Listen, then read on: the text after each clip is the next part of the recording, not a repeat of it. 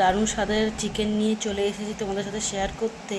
আমি যখন ক্লাস 8-এ পড়তাম তখন আমার একটা বন্ধু ছিল, শাবানা। আমাদের এখানেই তাদের বাড়ি ছিল। এখন তাদের তুলে দিয়েছে, চলে গেছে খড়িবেড়ে।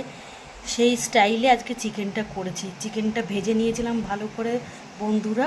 তারপরে শুধু আদা, পেঁয়াজ, রসুন, টমেটো, একটু লঙ্কা গুঁড়ো দিয়েছি আর একটু চিনি দিয়ে ক্যারামেল করে নিয়েছিলাম।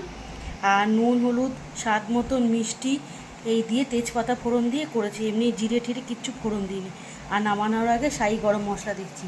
দেখো বন্ধুরা কত সুন্দর কালার হচ্ছে, আর ভীষণ মানে কি বলবো অ্যারোমা বেরোচ্ছে। এরমভাবে চিকেন করলে দারুণ লাগে খেতে। আমি ওদের বাড়িতে অনেক আগেও খেয়েছি, লুচি, পরোটা, পোলাও, ফ্রাইড রাইস সব কিছুর সাথে। আর আমিও মাঝে মধ্যে ঘরে এইভাবে সিম্পলভাবে করে খাই, দারুণ লাগে বন্ধুরা। তোমরাও খেও।